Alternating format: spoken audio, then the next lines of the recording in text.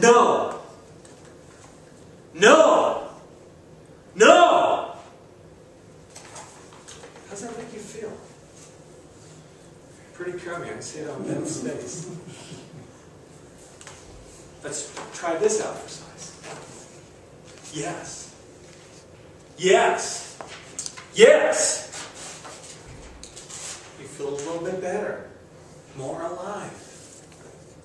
Why is that? These are just words, which are nothing more than vocalized thought processes. But these words affect us. Our thoughts affect us. When I first started learning about this type of concept, was about when I was 12 or 13 years old. Have you heard of the term mind over matter? And I don't mean that saying, if I don't mind, it doesn't matter. But mind over matter. We can affect our own bodies with our mind. The way I learned about this, I was reading the story about the old Chinese monks. And they would go out with their wet robes and sit in the snow to meditate.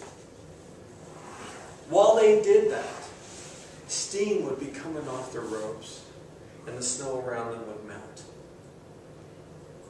Are these monks any different than you or I? They're just human beings. There's nothing different about the Chinese than us. Maybe a little shorter. Except for that basketball player. There's nothing different. But it was through the meditation. Their mind was able to raise their body temperature. That was the first way that I learned about this. Now I'll jump into the future. How many of you have heard the term placebo? Everybody. Okay? It's so common. The way I first learned about it was, oh, it's just a sugar pill. But how do those work? Western medicine knows. Placebos work. One of the most impressive stories I've heard about a placebo just came out this year. They were testing knee surgery, where you just kind of make a couple incisions, go in there with the little microscopes and everything and do their surgery. One man on there in this study said that he was frequently experiencing pain at the level of 10, scale being 1 to 10. And the way I like to explain 10 is, shoot me now. He was frequently experiencing this. But then after this surgery, he had his life back. No more pain. But he got the sham treatment. They did the sutures there, but they didn't do the surgery. How could that have happened? The mind was a placebo. Second quote here in your handout. It's a mental thing, he said. I think that if you believe in something, you can get well. Guillermo Perez Jr., he's the receiver of that sham knee surgery. But there's other examples. Norman Cousins wrote, intense determination and hope, it has been discovered, can have a physiological effect. Positive feelings, studies show, can actually stimulate the spleen, producing an increase in red blood cells and a corresponding increase in the number of cancer-fighting cells. Another quote, it is estimated that 50 to 75% of people who visit doctors are suffering from a mental, emotional caused illness. Anxiety, fear, and distress, all negative emotions, can without question affect your health. And then one of my favorite ones, down at the bottom, whether you believe you can or you believe you can't, either way, you're correct.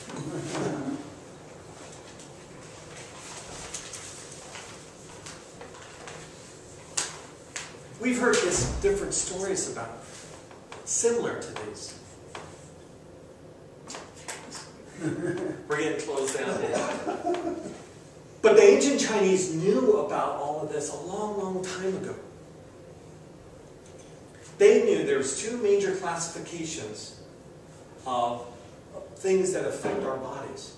Number one is an external pathogen or external influence. Could be the weather, could be something you eat, except gut troubles. But then there's the internal factors. And those internal factors deal with our emotions. On the next page of your handout, you'll see the chart of 5 elements. In that you see there's different elements, and each one has a primary organ that deals with them. All of these have emotions attached to them. One that we're probably mostly familiar with is the liver. The liver is highly susceptible to stress, whether it's emotional stress or physical stress. What this does cause is then irritability or anger. How many people do you know, you might know intimately well, have all these stresses, work, finances, and then you're driving in that morning traffic, and then you're just like, oh, that idiot, just get off the road. And if it gets too far, then we have what we call road rage. California, they pull out guns. That's an example of how this affects. But at the same time, if the liver starts getting affected by stress or other aspects, it can cause its own stress. And it becomes this downward spiral. Another good story about one of these is the heart. You see, the heart deals with mania and joy. You might say, well, joy is a good thing. But excess joy is not. When you have different conditions in these organs, it can lead to these different signs that we can use to figure out what's going on in the body. There was a lady I worked with. She was a security guard, and some woman got hurt. And she said, "Are you okay?" The woman's like, "No, I'm not okay. Why are you laughing at me?" "I'm not laughing." And she wasn't. I knew the woman. She would never think bad about somebody getting hurt. But she said, "I'm not laughing." She had this uncontrollable little giggle at the end of her sentences. In Chinese medicine, that shows that there's a deficiency going on with the heart system. And that's what we would look at to treat. Another good one is sadness in the lungs. Let's do this. Everybody stand up real quick. See if you can role play a little bit. Imagine it's either you or somebody you know that was sad. What would they look like? Hi, everybody's like this. So this is a sign of sadness, depression, and that's compressing on the lungs. Now, if you wanted to change that, what would you do? Open up. How many people do you know that are sad, that are like, "Hey, how's it going?" They're not. They're like this. Teenagers. The body can affect the mind, and the mind can affect the body. They get sad, their body turns this way. One way to get out of that is either change their mind, they naturally come up, or physically, you force yourself up and out. One of the best things for depression people, get them out. Get them doing stuff. They want to hide and grow up. Eat stuff.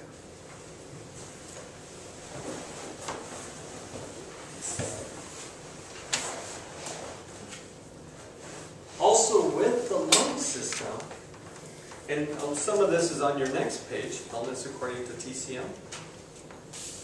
With the lung system, also deals with your immune system. We call it your protective chi. It's kind of like the aura around you. So if you're sad and you got this posture, your lungs are getting compressed, it's going to affect your immune system. And just like the quote I read earlier about it affecting your spleen and white blood cells, red blood cells, etc. Your mind affected the body, which then leads to ill health. Another way that the mind has done this, and this is really sad. There was a police officer.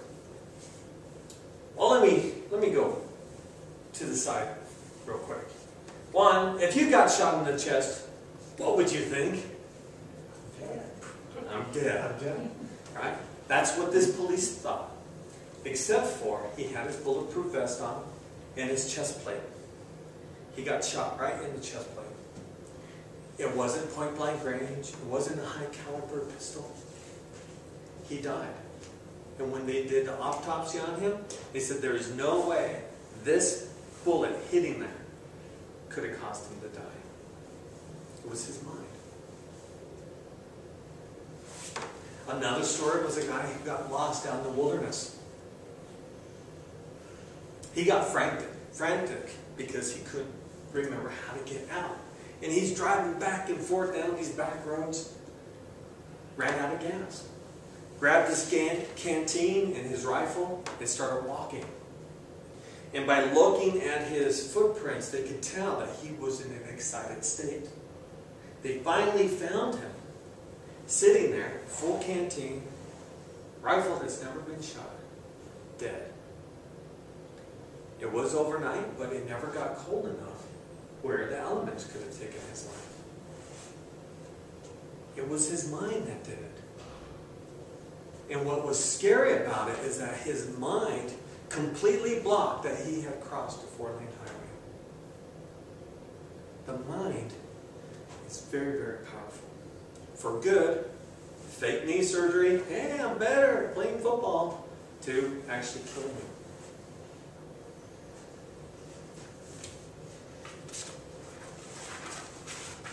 There's 6 essentials here that I put about health and wellness. The first one is to eat properly. That all makes sense. Eat good foods, but also with the right mindset.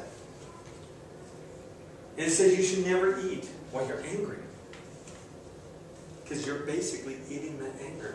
You're self-feeding yourself this anger that you're feeling. But also, a lot of people, if they're on diets, then they go and have that bad food that they know they shouldn't have. And then they just resent it.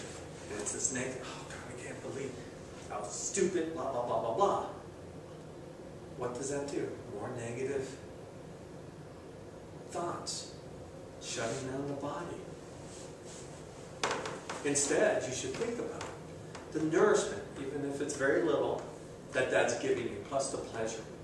Life can't just be about, oh, I just have to eat carrots because it's good for me. There's that time that Halloween comes around, I have a little bit of Snickers or something. But understand it. This is a good thing. It makes me happy. So eat properly. Drink pure water. Same thing, but the water we have nowadays, bottled water, etc., is not really that good for us. It doesn't give us a whole lot of good, positive energy. Having a good reverse osmosis water purifier. Next, breathe pure air. Good luck on that one. But you can also have a home air purifier. Because they've done tests and they found that the air inside our buildings is dirtier than the air outside. Even when LA was having the times when kids couldn't go out and play, the air inside is even worse. Exercise. This makes sense. Well, one thing they've recently found out is that out of all the medication, diets, etc., for diabetes, the #1 thing for reversing it, preventing it, or stopping it is exercise 3 times a week. Exercise is very powerful, and then on top of that, rest. A lot of people will say 8 hours of sleep. But for some people, that just seems too much or too little. There was a study done that we tend to work an hour and a half cycles. We go into the REM sleep, then we come back out every half an hour, hour and a half. So basically, if you get 4, like Thomas Edison used to do, 5.5, 7. That's wrong. 4.5. 6. I didn't come here to do math. And if you get in there, that's going to help you in sleep. Because if you come out in between there, you're usually interrupting up your REM sleep. But then last but not least, number 6, think pure, positive thoughts. This is the most vital because we need to incorporate and promote a healthy, positive life rather than negative. Do you want to attract illness, anger, resentment, or happiness, health, and love for our fellow man? I like that one. With our bodies. Bless you. A long time people have talked about the body, mind, and spirit. And this next chart that I have, I break it out into different ways. There's heaven, earth, and man. There's the body, mind, and spirit. There's the logical mind, subconscious mind, spiritual mind, which also relates to beta, alpha, and theta levels. And then in the body, we have the upper dantian, we have the middle dantian, and the lower. What this shows is that these are all interconnected. What affects our body affects our mind and our spirit. If we want to fix our bodies, we can do it by fixing the body or fixing the mind, fixing the spirit. It all works back and forth, just like we were talking about. Sadness. If you just walked around like this, you're going to get sad after a while.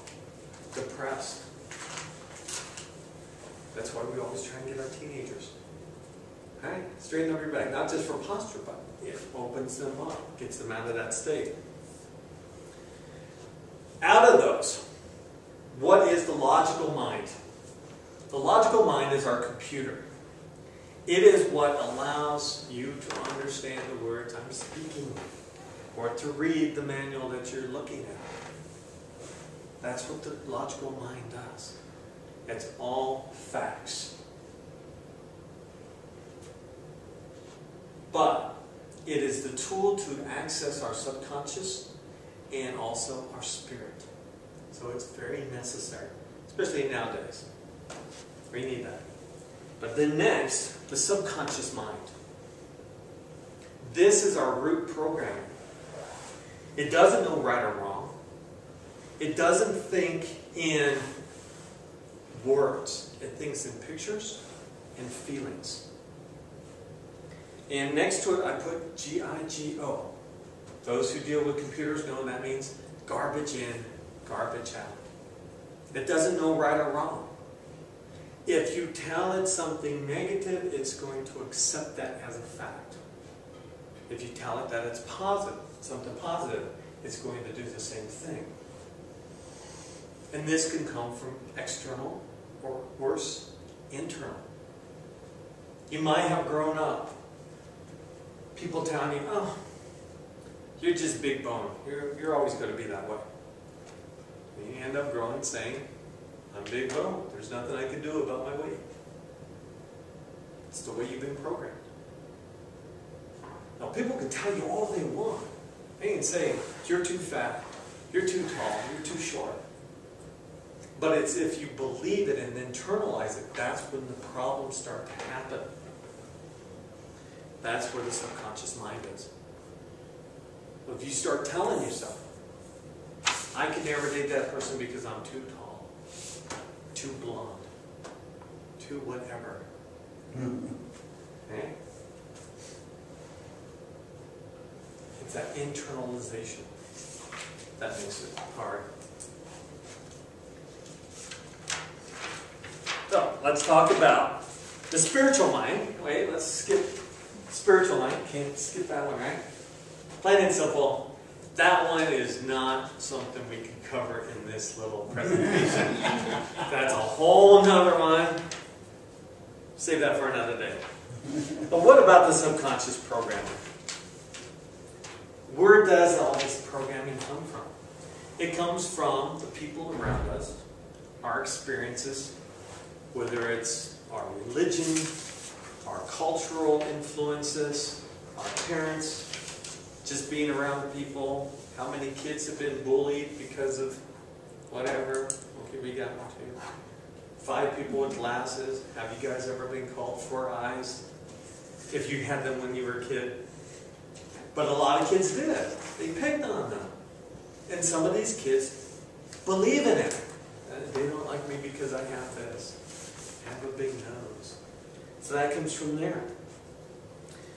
Then, we tend to accept negative programming more readily. And this is what's really sad. Typically, we need 3 positive statements to counteract 1 negative. Unfortunately, most of our negative programming we've had for years. So it takes a while to work at it. What's frightening about this is how quickly we accept negative programming. Here's a good story. We used to do this exercise, and we had this, there was this creek, we had this like swimming area, we had this log across there. And you get people to walk across it, and at first they're like, I don't know if I can go across there. Then after a while, they're like, yeah, no problem. I'm doing, hey, look, I can do it backwards. And you say, hey, John, here, show us how to do this. Walks out there, turns around, starts walking back. You say, don't fall to the left. And they fall to the left.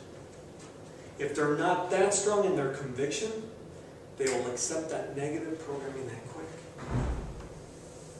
This is why in China, if you had cancer, they would not tell you you have cancer.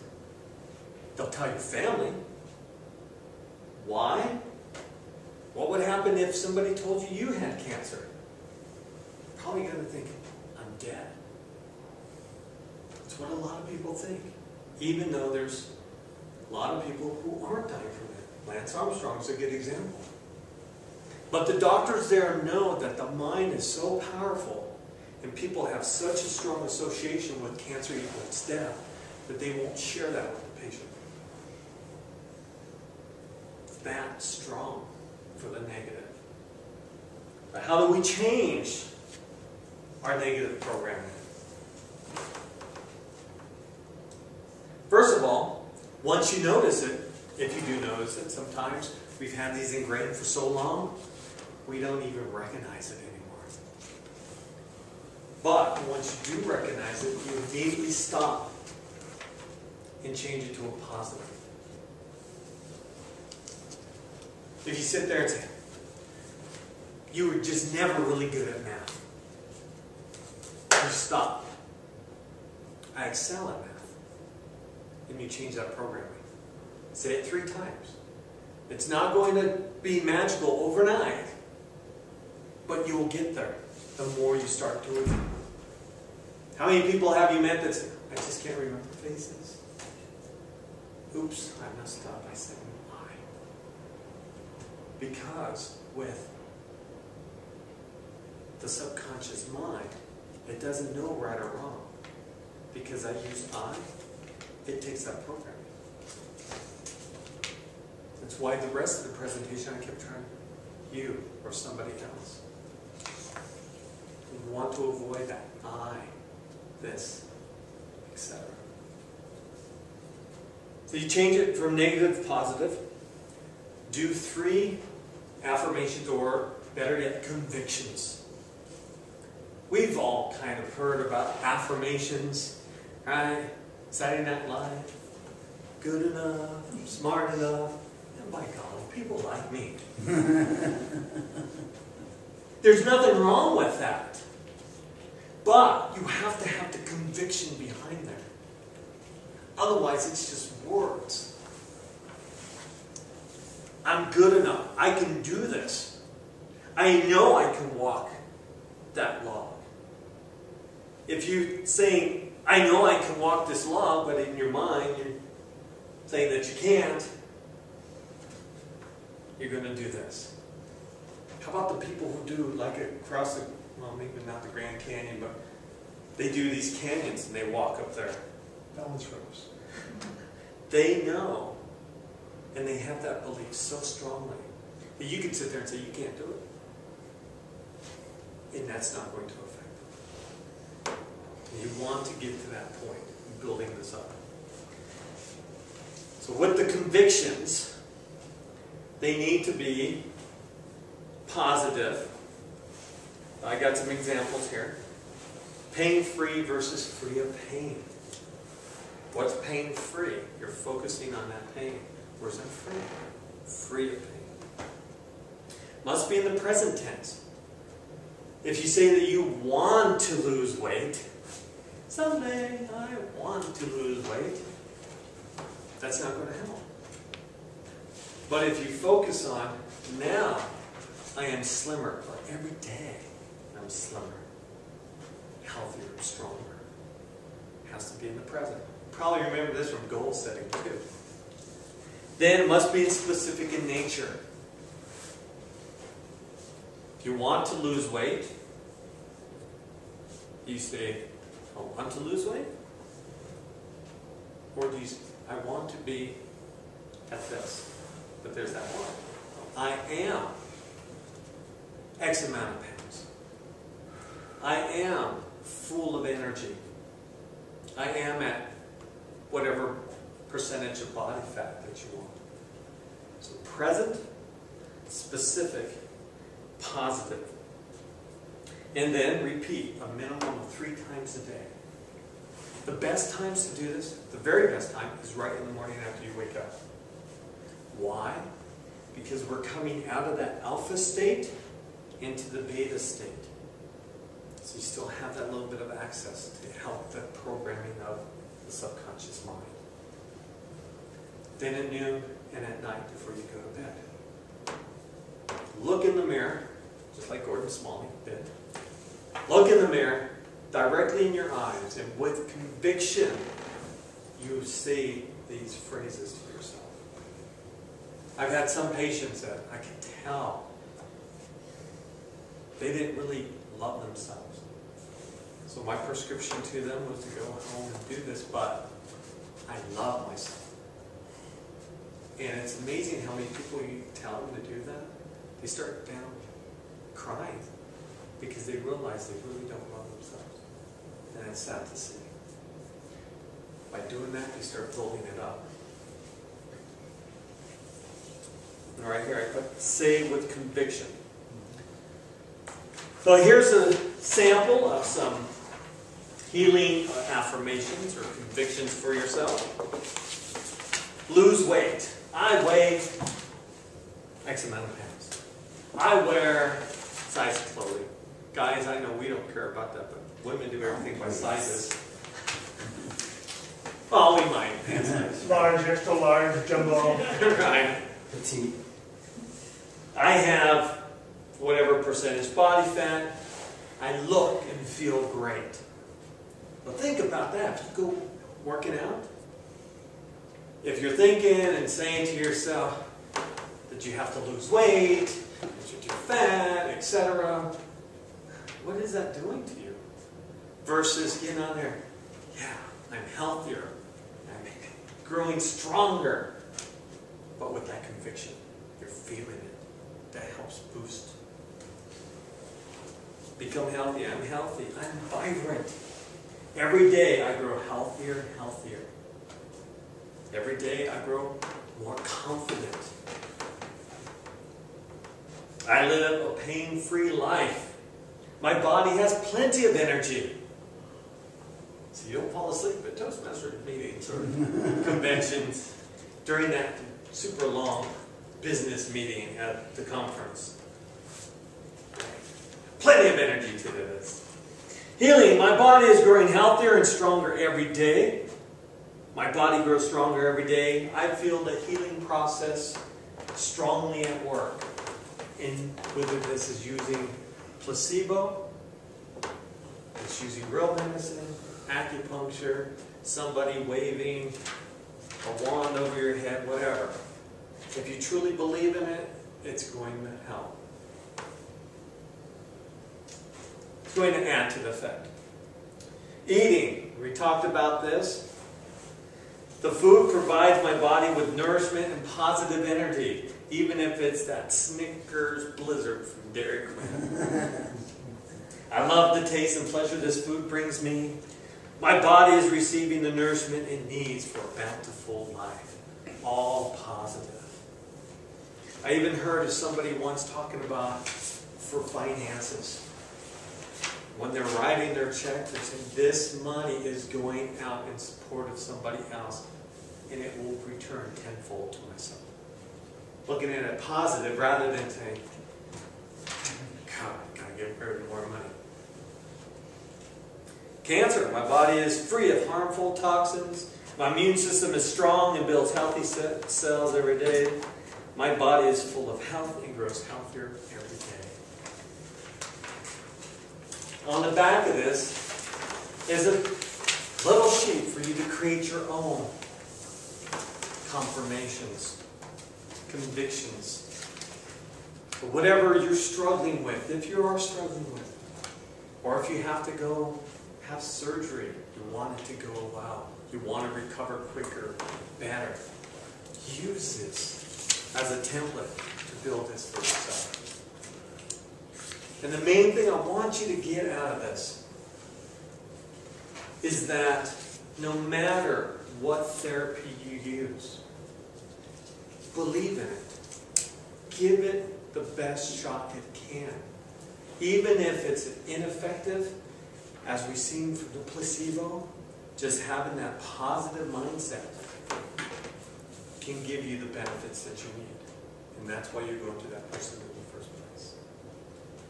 I thank you for your time.